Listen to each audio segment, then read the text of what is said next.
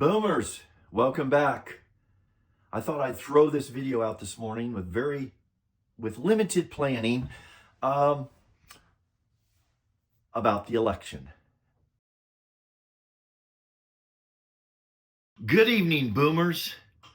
I'm doing my own fireside chat tonight when it's really the morning, almost the morning after. I think it's 2 days now since this most momentous presidential election. I know a little under half the country is very disappointed. A little over half the country very ecstatic. And time will tell, right? Today I thought, and I've been thinking about this, is that let's look back at the elections that we boomers will only remember. And let's look back at some of the recurring themes that have happened that actually have played out this year. It makes me wonder sometimes, is this just all part of what do the younger people call it? The Matrix? These things just seem to show up every 4 years in a way. Even though I think this past election is the most momentous one of our lifetime, and time will tell. So boomers, let me just do a quick review of some thought-provoking memories of past elections that only we can remember because we lived them. And this isn't being done to provoke some kind of big discussion, deep discussion, or particularly in any way, no way, a debate about especially the current political climate, but just to remember how there have been controversies for the last 50, 60 years, albeit I don't think as serious as what we've faced as a country recently. But again, that's conjecture and opinion to each individual's angle, where we are at in our lives and our worlds individually. I'm not doing this from that perspective, but just a perspective of, let's go down a memory lane here. So this is a collection of things I remembered and things I didn't remember by the use of research. And thank goodness today I didn't have to get out an Encyclopedia Britannica. I was able to just use good old Google primarily. So 1960, the Kennedy-Nixon election. There were serious voter fraud charges in Chicago, Illinois, and Texas. 1964, Johnson-Goldwater. There was the Daisy ad, very controversial, that showed, again, these things I'd like to be able to show you and insert here, but it's copyright, and I don't want to get into any problems with that. So these are things to historically review these things.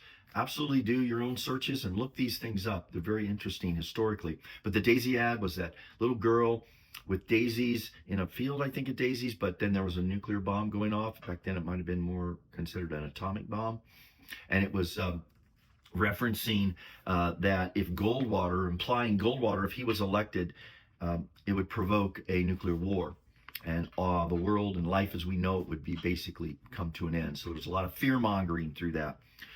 1972, we had Nixon-McGovern.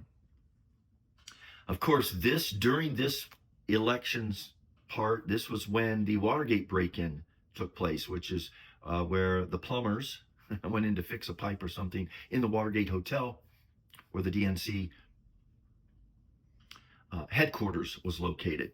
And that sort of ultimately led, after Nixon's election, to his resignation, which, again, that was a scandal at the time that was tremendously humiliating and concerning, as I recall it as a young person in America, that it shook our political structures to the core. Now, in reference, isn't it amazing? Does anyone else feel that the Watergate scandal, while illegal, immoral, just, but pales in comparison to the political scandals since then, and particularly maybe in the last few years. I'll get back to that as I conclude. What about 1976? We had Carter and Ford. Probably one of the major things that led to Carter's election was Ford's pardon of Nixon, which was very unpopular. Watergate was seen as an ultimate act of corruption at levels we'd never seen before, at least in our times. On the side, it was my first presidential election. I voted for Carter.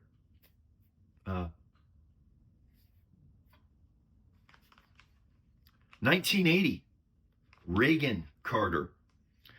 I remember of all the things, and again, this list is nowhere touches the details of these elections, but the one thing that came to my mind was the Iran hostage crisis and how those hostages were released the morning of the inauguration. They were on their way out.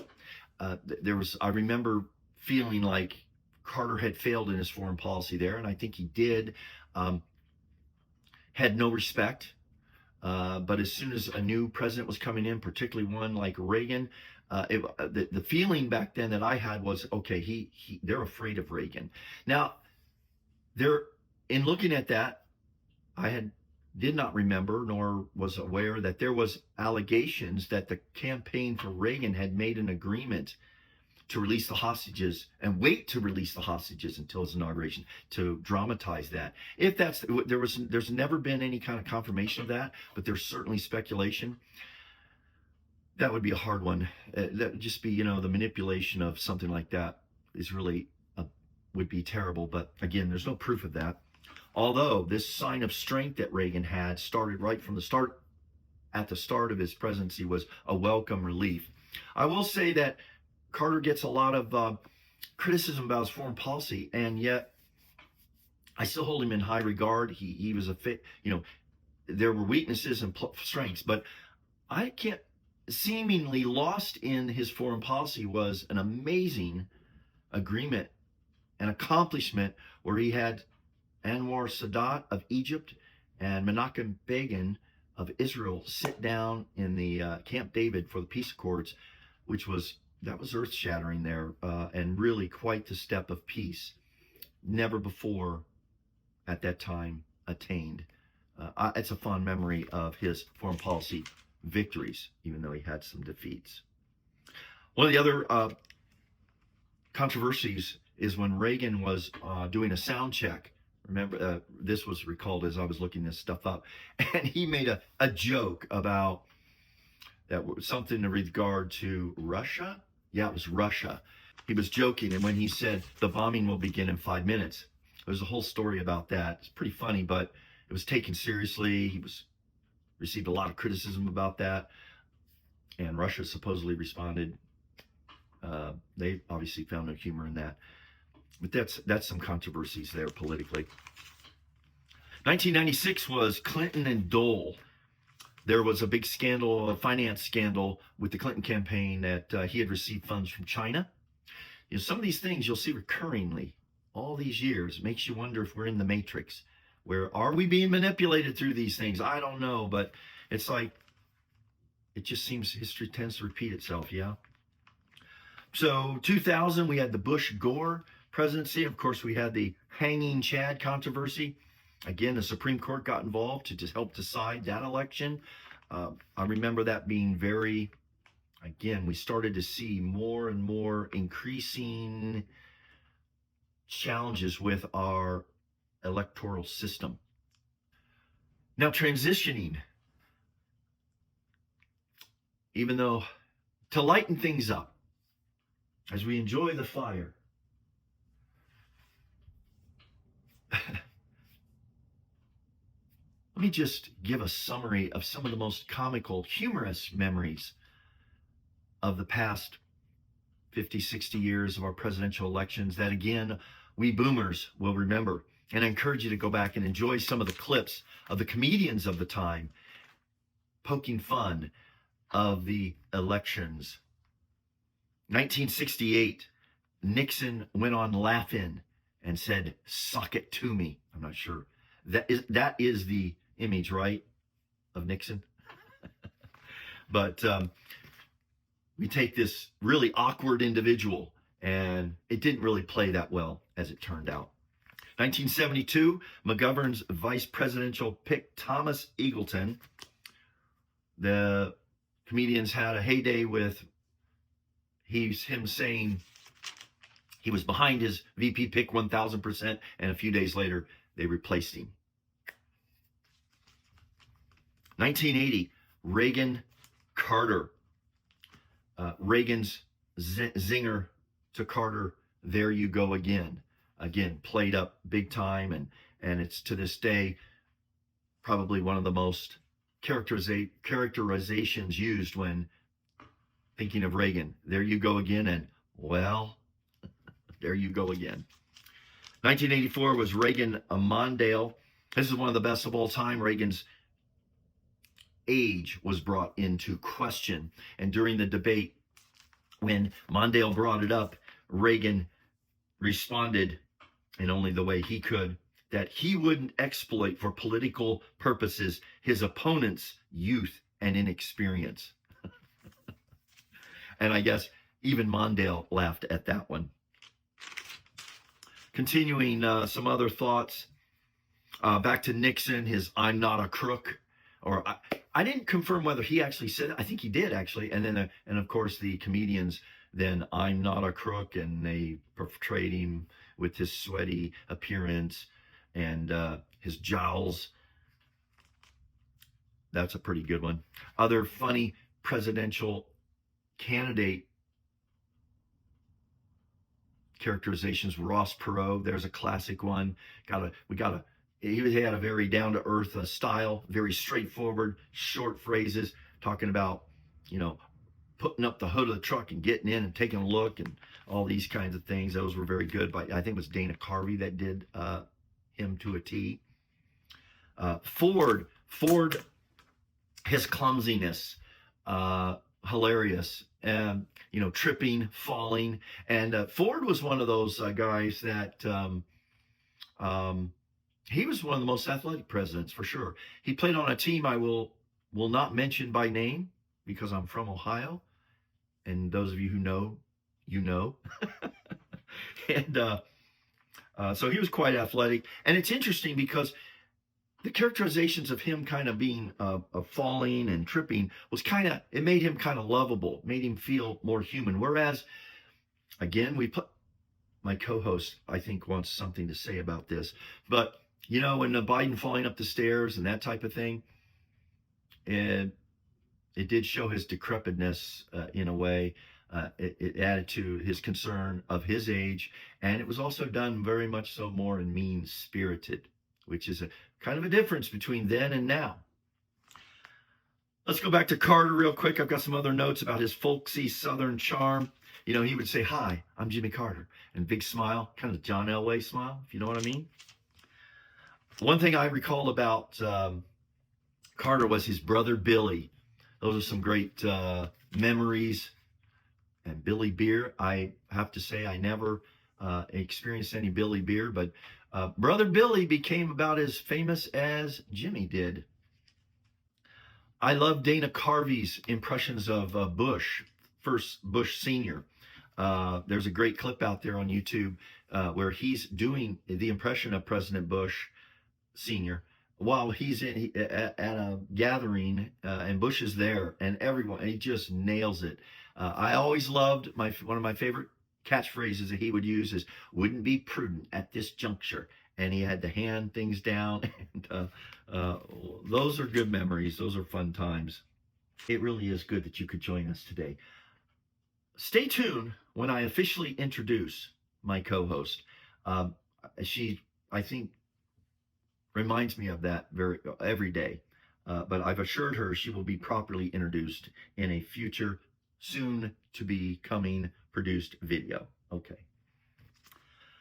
Well, guys, I'm going to wrap this up today with just some overall feelings and thoughts. And that is, the political scene, particularly today, is no laughing matter. About half the country is obviously very disappointed, very concerned. Many of my coworkers are very, very concerned. And then there's other coworkers that are very ecstatic.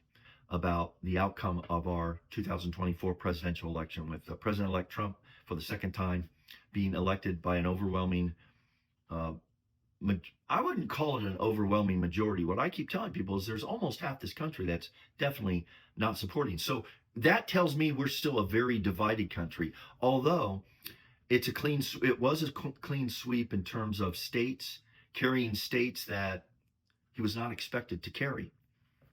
I think this concern we now have in our country, it makes me wonder, have we lost our sense of humor? I don't think so, because I think things have now come to a point where these changes we've faced most recently, say in the last decade, are very, very concerning ones with regard to our Constitution, and issues. Where the issues in the past, and maybe the issues in the past were just covered up some, but now they're in kind of full blown, maybe because of the internet. Things like censorship, things like lawfare. These are things that are going to be debated. They're going to come more to light, I think. And I welcome that, because I think truly our ultimate being united is only going to be found when we truly have the truth, because there's so much disinformation, there's so much lying, that we need to bring it out in the open, into the light.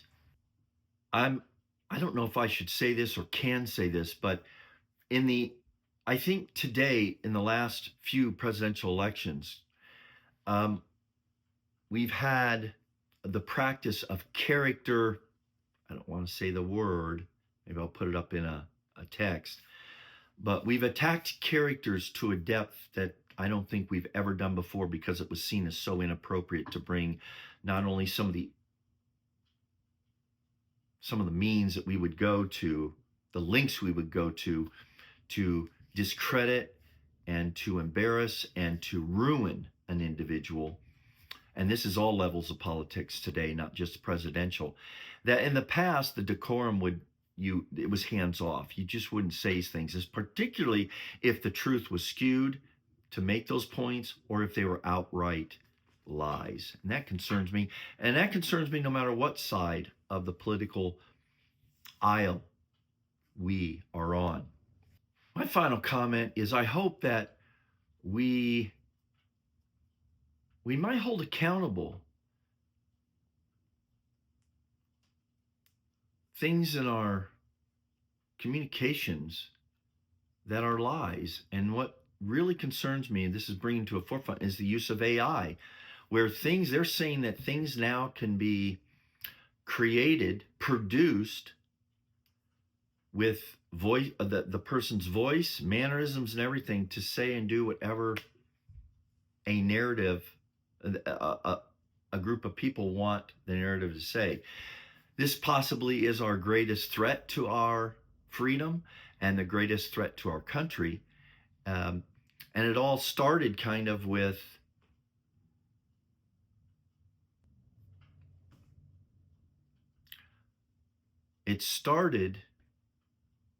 the allowing of people getting away with saying things that just absolutely weren't true.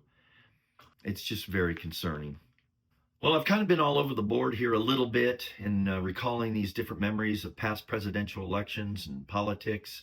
But today I just want to wrap it up with kind of on a positive. There's going to be so much more going forward that I think, free press, the return of free speech and press is foundational to us surviving and uniting as a company. Uniting as a country, right? We've got to be able to say what we think and what we believe, but we've got to be able to, and we must be truthful in the things we say, and those that are reporting things must be truthful, and not be going after using any kind of deception or outright lying to destroy those who don't believe like us. It's It's been a difficult way to wrap this up, right? I would just say, in the names of Walter, making a reference here, looking back here over these presidential memories and elections, hasn't been perfect. I don't know if we can really find anything real humorous about the last recent elections, but looking back before then, I hope it encourages you to go back and review some of these times that we've lived through and remember that that's the way it was.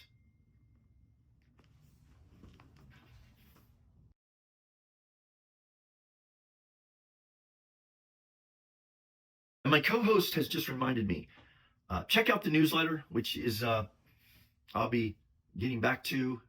It's at Substack. There'll be a link. It's called What's Up Boomer, and I plan to get back to those live streams. I want to open that up. Had some glitches with which platform to use because of costs and things like that. I want to encourage a productive, positive conversation, initially based on the comments that you're leaving.